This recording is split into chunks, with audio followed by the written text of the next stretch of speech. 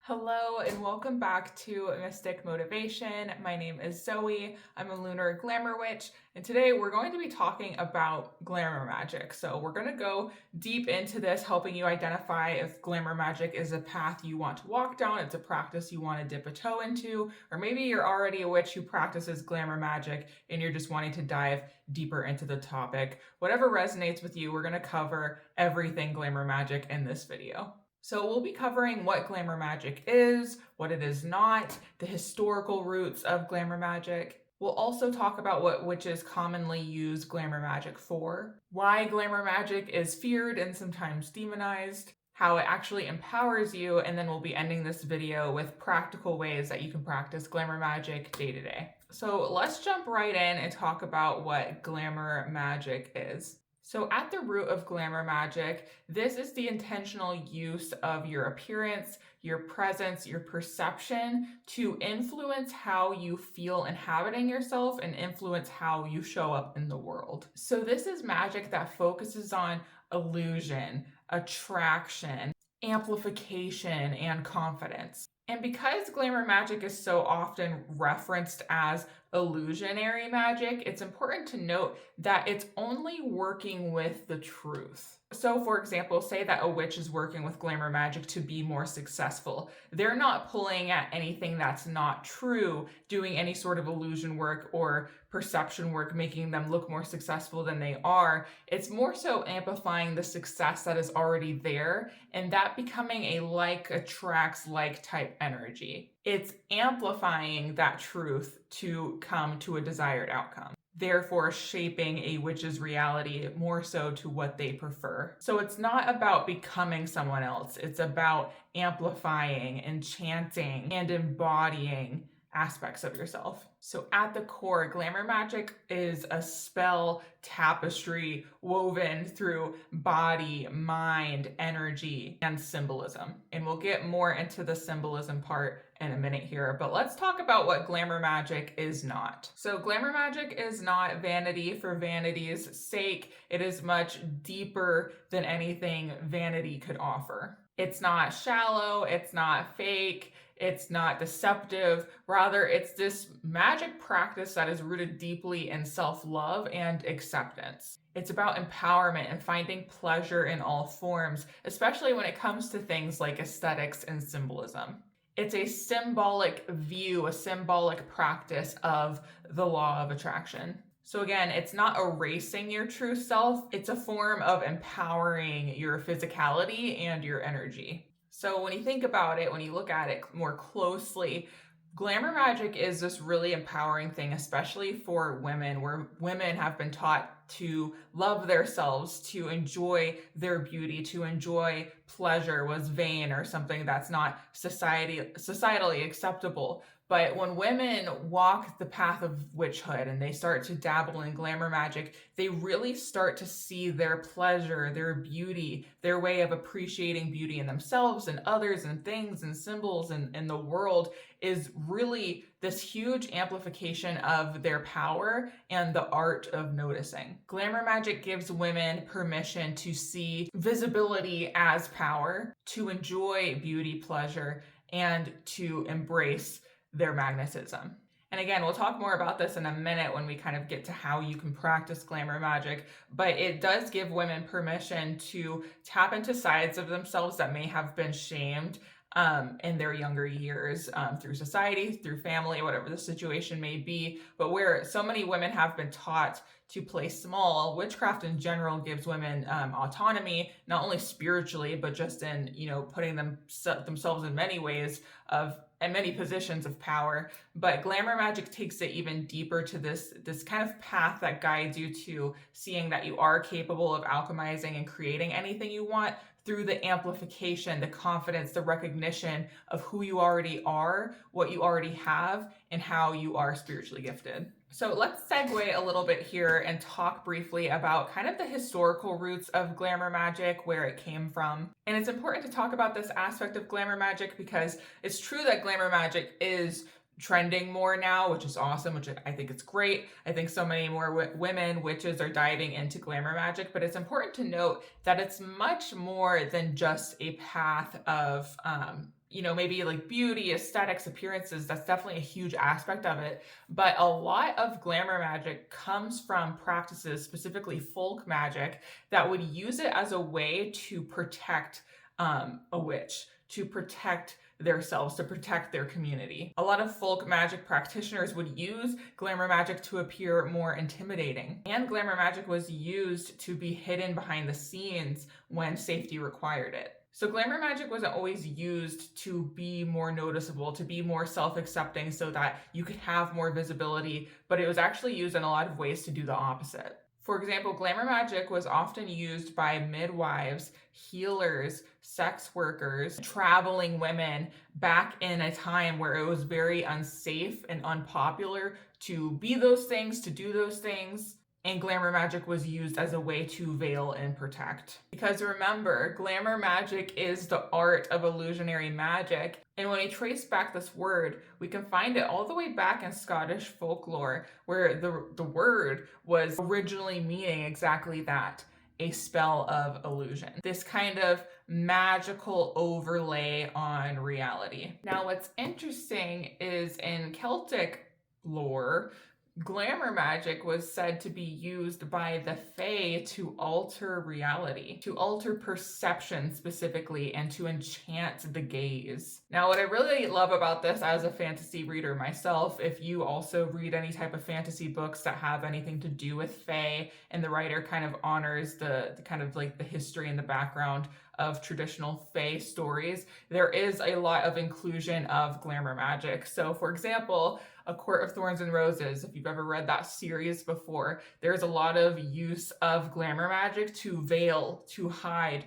to protect in those stories, as well as they use glamour magic as a way to maybe shift the way they look. It's a classic case of using these kind of popular tales, these lore and the historical roots of these words to understand how we're meant to metaphorically take on glamour magic in our practices as well. So let's talk a bit about how exactly witches used glamour magic. So sometimes it was as simple as witches wearing specific colors for specific outcomes. I definitely play into this a lot. This is a tradition that goes way back. A lot of witches do this, and they may not even realize that it is a form of glamour magic. But if you do anything, for example, such as wearing red when you want to feel empowered, or you know that purple looks really good on you, so you wear that when you go to an interview or when you're going on a date and you want to feel and look your best self, this is a form of glamour magic. It's playing with symbolism to get to that desired outcome or that desired feeling, which is going to have you perceived by the world in a different way and have you perceiving yourself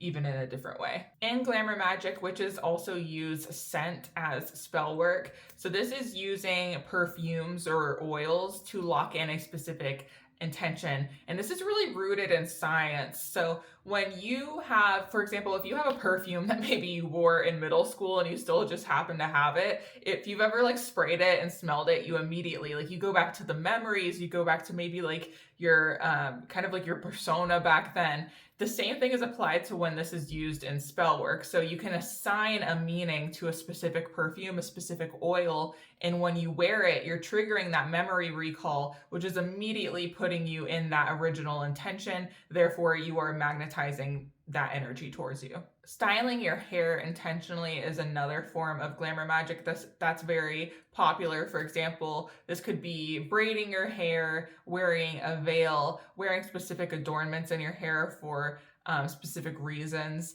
There's a lot of cultural things that fall into this, but there's also a bit of the historical roots of glamour and protection that stem from this as well. For example, a lot of witches will braid their hair before they go to sleep to ward off negative energy. So this is an example of protection magic within glamour magic. But there's also a lot of different cultures who play into this aspect of glamour magic for many different reasons and traditions. And in glamour magic, what's commonly used is different types of fabrics, jewelry, or symbols to get, again, to that very specific desired outcome. at the root of Glamour Magick, it is just this very playful engagement with symbols. And a lot of it does have to do with what we talked about with, locking in an intention with a perfume. It's all trying to get to that memory recall, to wear something, to see something, to feel something, to keep pulling you back into that energy of what you prefer, because that is the law of attraction in itself. It's getting you to feel something, to become more likely to notice something that will lead you to where you want to be, or to make you more noticeable to people, to places, to things, to energy that you want to gravitate towards you. Glamour Magick can also be seen in posturing. So this could be being intentional about the way you move, being intentional about the way you speak. Again, it's showing up very specifically to get to the intention you desire. I bet you're starting to see a pattern here, right? But most often, we can reduce this all down to witches use Glamour Magick knowing when to be seen and knowing when to disappear. So I think both aspects of Glamour Magick, knowing when to be seen, knowing when to disappear, is important to pay attention to, because we don't always want to be on, right? We don't always want to be attracting a bunch of things, and we also don't always want to be off. We don't always want to be rejecting things. So there's this balancing of the scales that's needed within Glamour Magick, of knowing when to kind of to use this magic and then when to use it in its opposite form. Now, I want to talk about why Glamour Magick was and still is commonly feared and dismissed. Again, this is a really important topic for witches as a whole, but also women. That is my target audience. That is my main audience, women. And so I really want this information to be known so that you understand why it is so empowering to reclaim Glamour Magick and what to kind of watch out for in your practice of Glamour Magick as well. So a common reason why Glamour Magick was feared and dismissed is because women influencing perception was seen as a threat. Beauty plus intelligence equaled danger. Confidence was mistaken for deception. And the most common being religious fears of embodied power or autonomous spirituality. Women using Glamour Magick is the exact opposite of women being in religious institutions. Glamour Magick is about autonomy. It is about self-empowerment. It is about seeing your power and playing into that. It is about seeing your ability to influence perception. For thousands of years, women have been demonized for being spiritually gifted. Spiritual autonomy was taken away from women. To this day, it is still taboo for women to be spiritually gifted. And this does play into the women who were hunted during the witch hunts. There are so many different kinds of women who were targeted at this time, but one of the most common groups of women who were targeted during the witch hunts were women who drew attention, women who were desired, women who were listened to, or women who were influential. That was seen as a threat. All of those things are still demonized in women today. That is why Glamour Magick is empowering, because it is the reclamation of those things. It is safe to draw attention. It is safe to be desired. You are allowed to have desires. Women need to be listened to. We need women listening to each other. We need society listening to women. And we need influential women. So any type of Glamour Magick, aka women being autonomous, that was feared and demonized, wasn't really women enchanting others. It was women who were desirable, and it was women who were autonomous. I think knowing this is important to see that, many women practice Glamour Magick without realizing it. I truly feel like I may be biased here, but I truly feel like at the root of it, women reclaiming their power is Glamour Magick. Glamour Magick is women. Of course, all witches can use Glamour Magick, but I truly believe that the soul symbol, the soul root of Glamour Magick comes from women. It comes from the spiritual gifts of women and what women have fought for, the gifts that women bring to this life, the power that women hold.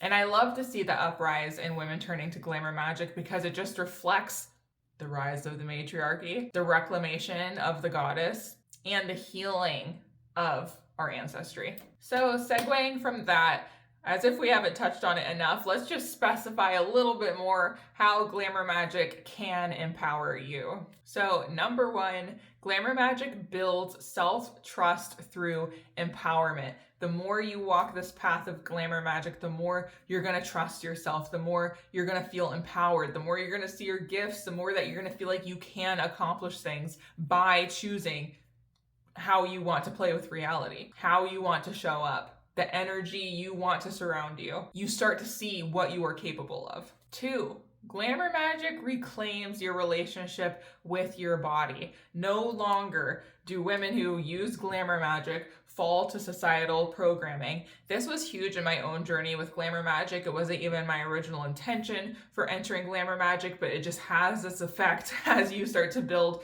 more spiritual confidence. You also really just naturally grow this deep appreciation for your vessel, for women as a whole, for beauty as a whole, the beauty in others, the beauty in the seasons. How could you not fall in love with your body when you're adorning it in these very beautiful, specific intentions? When you're showing up with your body in a way that makes you feel good, and when your body encapsulates the power that you hold.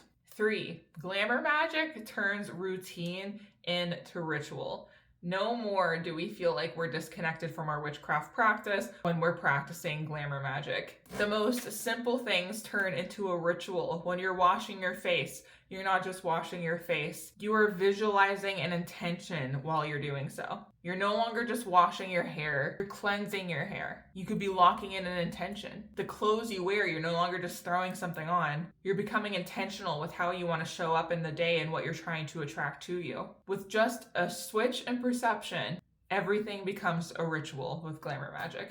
4, Glamour Magick strengthens boundaries. You get to set the vibe and tone with everything. What is falling into alignment with your desire and what isn't. You get very clear on your goals, on who you want to be, and what you will not settle for. 5, Glamour Magick aligns your inner energy with your outer expression. This is a really empowering way to get comfortable and confident with expressing yourself. The root of Glamour Magick is expression. It's this playful engagement with symbols, with energy, and you get much more comfortable expressing yourself because you know that's what's going to lead you and attract you to your desires and attract your desires to you.